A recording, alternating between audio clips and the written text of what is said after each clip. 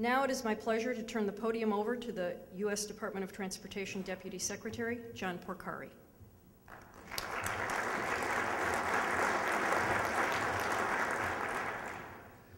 Thank you, Lynn, and good morning, everyone. I know how much Secretary LaHood enjoyed participating in the Region 1 annual conference last month in Baltimore. He sends his regrets, his best wishes, and his thanks for all the hard work that you do. Secretary LaHood often says that for all the work we do at the Department of Transportation, safety is by far the most important. Nothing else even comes close. We couldn't agree more. The fact is, we could have the most state-of-the-art vehicles and roadways in the world, but none of it would matter if lives were needlessly lost to accidents that we can help prevent. What's more, the work of making our roads safer isn't easy. On the one side, it involves smart, well-thought-out policy decisions and rulemakings at the federal level. On the other side, it requires monitoring and implementation on the front lines, and you're the front lines. And all across America, AMVA literally is the front lines.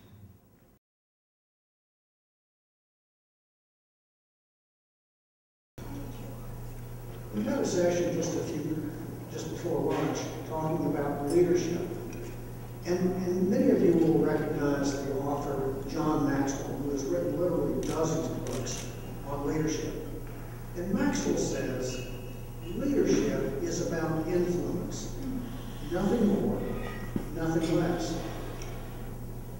So as individuals tasked with administering and enforcing motor vehicle laws throughout the United States and Canada, you, yes, you are the safety leaders of our highways.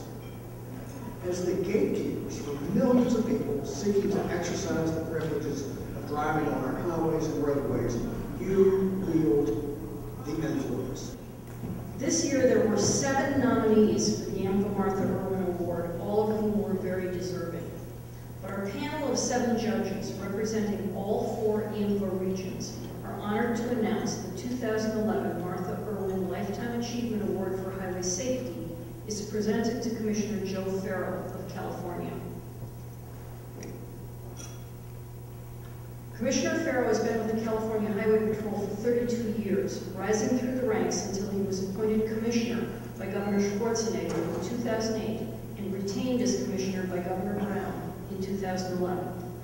Over his impressive career, Commissioner Farrell has contributed greatly to California's highway safety initiatives.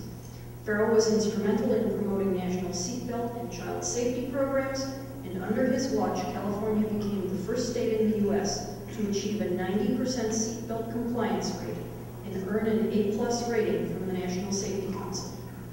During his time as the department's legislative office commander, Farrell worked to pass the first law requiring school buses to have safety belts for all passengers. He has also overseen the California Motorcycle Safety Program, drastically reducing both motorcycle fatalities and injury collisions in the state. In addition to these accomplishments, Commissioner Farrell has led the California Highway Patrol's response during fires, floods, earthquakes, and civil disturbances, coming to the aid of many cities and counties in their time of need. Thank you very much, ladies and gentlemen. It's indeed, of all the things that I've done in 32 years, this is probably one of the highlights of my entire career. I'm a law enforcement person by trade. When I was 10 years old, my dad and I recognized the importance of law enforcement, and he guided me into a career in the California Highway Patrol. When I was just over 10, you know, those little essays you do when you're a young boy, you write, what do you want to be when you grow up? I wrote an essay saying that I'd like to be the commissioner of the California Highway Patrol. I believe back then it was a certain calling that I wanted to be involved in, and sadly, a few years later, a very close friend of mine, a very close friend of the family, was killed in an automobile collision. He was 16 years old, driving too fast, did everything that you weren't supposed to do, and nevertheless lost his life. And it impacted me in such a way that I said, you know, we have to make a difference and we have to change some of these behaviors, and I've committed my entire life to doing that.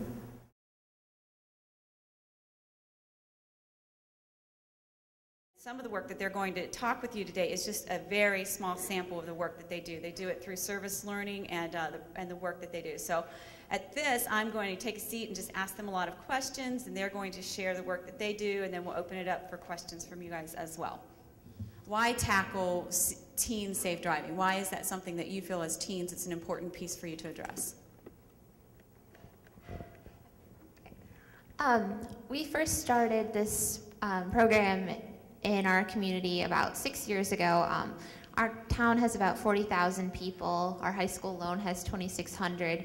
And so just seeing the growing number of children receiving cell phones before they get their license was kind of a big shock to us. We realized that 16 teens die each year in our county alone, so we thought it was 100% preventable. And knowing that this is the #1 cause of teen deaths is really something that we know we want to be a part of the solution in helping to end this. I think it's really important for the youth and the teens to actually act upon teen safe driving, because coming from the laws or the adults, sometimes teens just don't really care and don't listen. But if your friend directly says to you, hey, buckle up, or you shouldn't be doing that, pay attention to the road, then they're more likely to listen to you.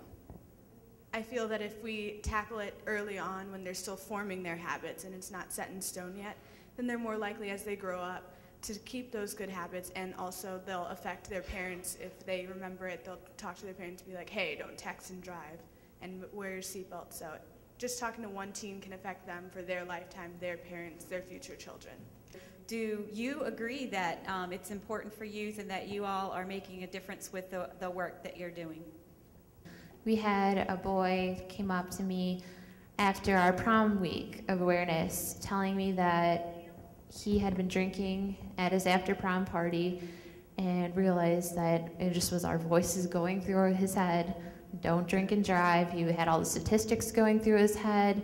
And keep in mind, this boy during the presentation wasn't paying attention, was, goofing off with his friends, but he told us that he had walked home instead, and that probably saved his life.